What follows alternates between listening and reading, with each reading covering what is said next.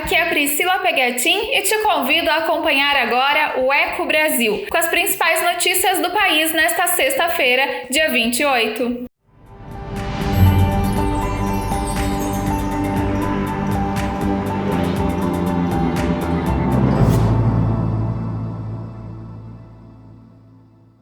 Antes de ouvir as informações mais importantes de hoje, inscreva-se em nosso canal e ative as notificações para ficar por dentro do que acontece no Brasil e no mundo. A Universidade Federal de Minas Gerais e a Biomanguinhos concluíram o primeiro lote de kit sorológico para testes da Covid-19. Diferente dos demais testes usados no Brasil, o método é considerado mais sensível, o que evita falsos negativos. Ouça com Marquesan Araújo. Um lote do kit sorológico para testes de Covid-19 foi concluído pelo Centro Tecnológico de Vacinas da Universidade Federal de Minas Gerais e pela Biomanguinhos. Trata-se de um lote piloto de detecção do novo coronavírus que, ao ser submetido a testes e aprovação da Anvisa, poderá ser produzido em larga escala. A partir daí, serão estudadas parcerias com órgãos de distribuição não comerciais. O produto utiliza como base o método ELISA, sigla em inglês para ensaio de imunoabsorção enzimática. Ele é considerado mais sensível do que os exames rápidos, o que evita falsos negativos. Segundo o pesquisador do CT Vacinas, Flávio Fonseca, a ideia é apresentar um sistema de diagnóstico que detecta a presença de uma classe específica de anticorpos que são os mais duradouros em resposta a qualquer infecção. Os pesquisadores produziram uma proteína do vírus causador da Covid-19 em bactérias, que é colocada durante o teste em uma placa de plástico. Na sequência, o sangue do indivíduo analisado é inserido no mesmo ambiente. Flávio Fonseca explica que, neste caso, se houver anticorpos, esse sangue se liga à proteína. Então, um segundo anticorpo é usado para reconhecer a presença de anticorpos ligados às proteínas dos vírus produzidas em bactérias. Até outubro, os caminhoneiros vão ter 14 novos postos de descanso nas rodovias brasileiras. Felipe Moura fala sobre o assunto. O secretário nacional de Transportes Terrestres, Marcelo Costa, afirmou que o governo federal já aprovou 21 pontos de parada e descanso para motoristas de transporte de cargas e passageiros nas rodovias brasileiras. Segundo o secretário, mais 14 pontos devem ser certificados nos próximos 45 dias, pois estão em análise final. Marcelo Costa projeta que até o fim do ano serão 100 PPDs habilitados, mas que a quantidade ainda será insuficiente para atender aos motoristas e passageiros, o que só seria possível com a operação de 400 pontos de parada e descanso no país.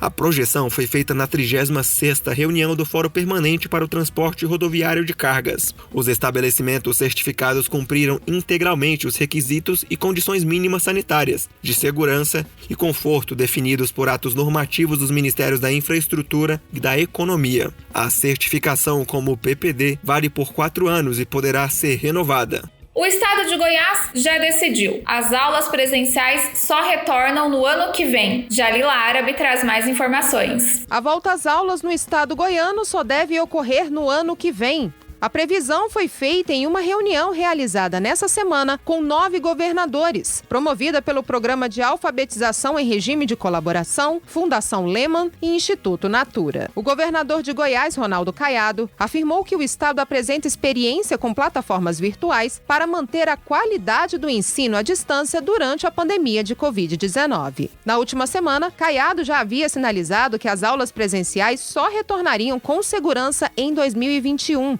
Segundo ele, o estado lançou mão de várias ferramentas, tendo em vista manter o ano letivo de 2020 com o ensino à distância. O governador disse ainda que está otimista à espera da vacina, que será capaz de trazer imunidade suficiente para o retorno às atividades escolares presenciais no ano que vem.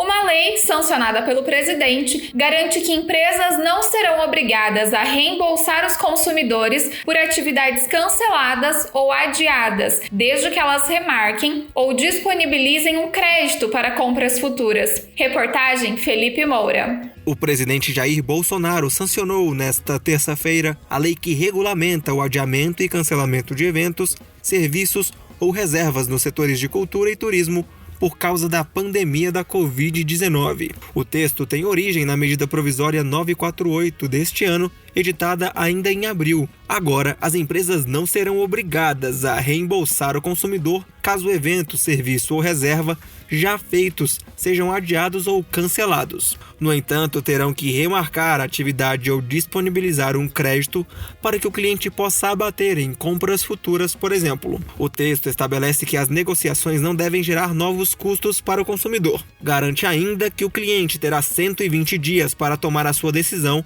a partir da comunicação de que o serviço foi adiado ou cancelado, ou 30 dias antes da data do evento adiado ou cancelado, o que ocorrer primeiro. Para Leonardo Memória, advogado especialista em direito do consumidor, para agradar a todos os envolvidos, a lei acabou restringindo o direito dos clientes. Ele aconselha que a negociação com fornecedores seja feita com cautela em cada caso. Ele restringe um pouquinho o direito do consumidor para também beneficiar um pouquinho as empresas. Os cuidados que a empresa e os consumidores precisam ter a partir de agora é sempre estar atento a essa comunicação. Se realmente vai haver viagem, quais são as possibilidades de chegar num acordo.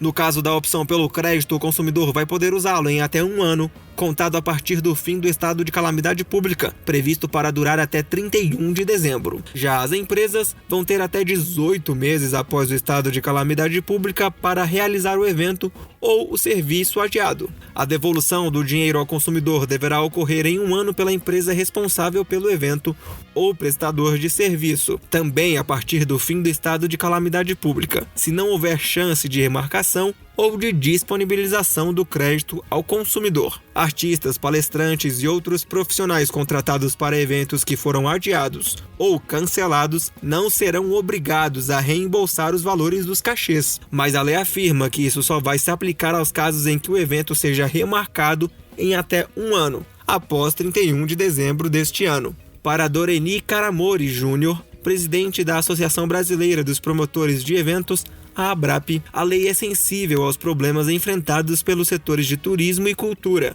bastante afetados pela pandemia, mas não deixa de garantir o direito dos consumidores e dos demais envolvidos na realização dos eventos. Tanto a MP e a lei agora, que são uma sequência, dão segurança jurídica à cadeia. Ela protege tanto o consumidor quanto a empresa. Traz uma pacificação à cadeia importante e uma consequente redução muito grande da judicialização, tornando as coisas bem mais claras para todos os elos. Todo mundo acaba tendo como se planejar. O presidente Bolsonaro vetou um trecho aprovado pelo Congresso Nacional que desobrigava os fornecedores a ressarcir os consumidores que não fizessem a solicitação dentro dos prazos estabelecidos na lei. A justificativa é de que isso violaria o Código de Defesa do Consumidor.